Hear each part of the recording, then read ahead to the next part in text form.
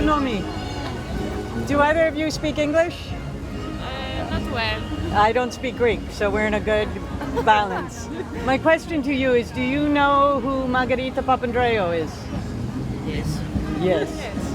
Η κόρη του. Όχι η κόρη, η γιαγιά, η μάνα του. The grandmother. Που έφυγε. Δεν έφυγε, ζει ακόμα. Περαστικά μας. It's all good. Do you know, so how do we...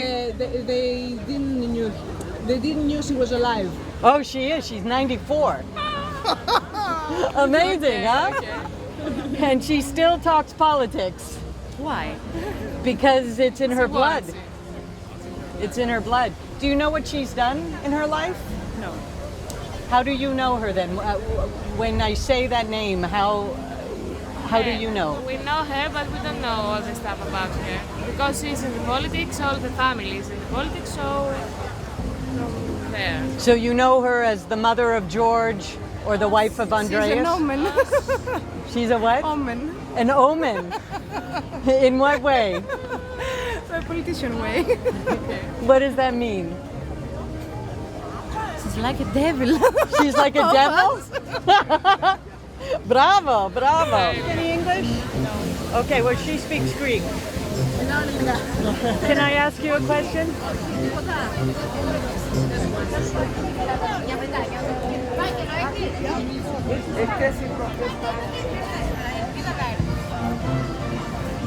Hi there. Do you speak any English? Yes. Okay, because my Greek is terrible. Okay. I wanted to ask you if you knew who Margarita Papandreou is. The mother of, yes. Do you know what she's done for A lot. Greece? A lot. What were you taught? What do you know about her? Because I don't know, we have a union like a Nigerian Women Organization. Exactly. She has imparted a lot in us. So, and I believe other foreigners too, and the women in Western in Greece, she has imparted a lot and we've learned a lot. And she's somebody we look up to as a mother, as a woman. Let me tell you a story about Margarita before the Hope thing. It was summer, it was September. I don't remember which year it was. Margarita was living in Cato Almeria already. And there was an American choir of Afro-American women coming to Athens, and they were going to sing at the Rodion. And I love them so much. And I called Margarita and I said, listen, I purchased a ticket for you and me. And she said, oh, that's marvelous, bravo, bravo, I like the idea so much. And I said, yeah, but they're the cheap tickets, because I can't pay for expensive tickets. So we will have to walk way up to the top. And she said, that's fine.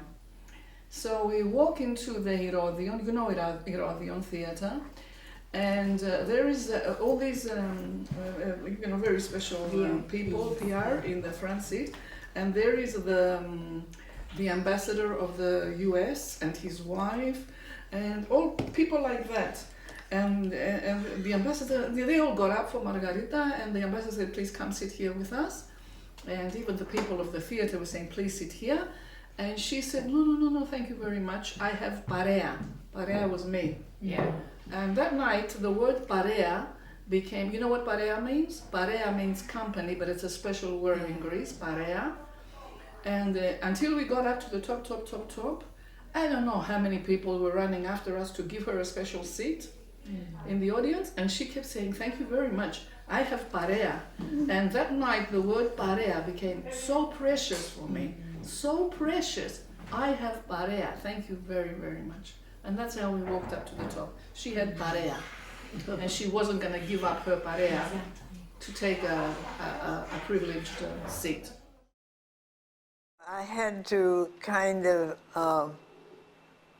try to determine in my own mind what was my role here, or what would be my role. And I remember when Andreas won the elections in 1981, and he became prime minister, the day that we were in the car going to take the oath for his first term as Prime Minister, I asked him in the car, I know your role, Andreas, you're Prime Minister of Greece. What is my role? And he said, I hadn't thought about that, he said. And I said, is there some prescription? Is there a job, let's say, description or something for a wife of a prime minister? He said, as far as I know, I don't think so.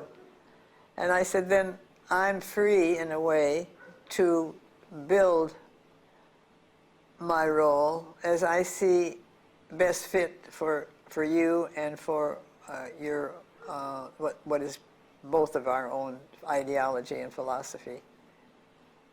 It would seem so, he said. I traveled along with Andreas. We traveled very often on his campaigns. And that gave me a chance to have some contact with women and to observe. I think I was considering myself an observer, either to write about something or, if the chance came up, to be active about something. But it didn't dawn on me, particularly in the early stages, that I might develop a women's organization. That came later. What I felt is that something had to be done about women, as I saw the way they were treated and the very great inequality between men and women. To start this section, I found something for you. Uh-huh. Oh, my baby books. Full. Fantastic.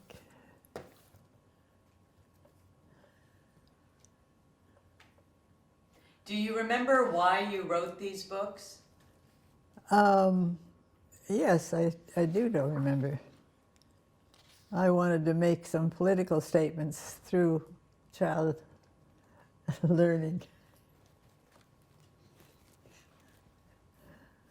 What was that one about? The one in your hand? That's about the distinction between men and women, boys and girls. Let's see. There are 3 boys and 1 girl. And the girl is discriminated against as she gets older. She hadn't understood that there was any difference between her and her brothers, but she did at the time. Her mother told her she had to start washing the dishes. And she asks why not the brothers. And she said, the mother, because you are or will be a woman.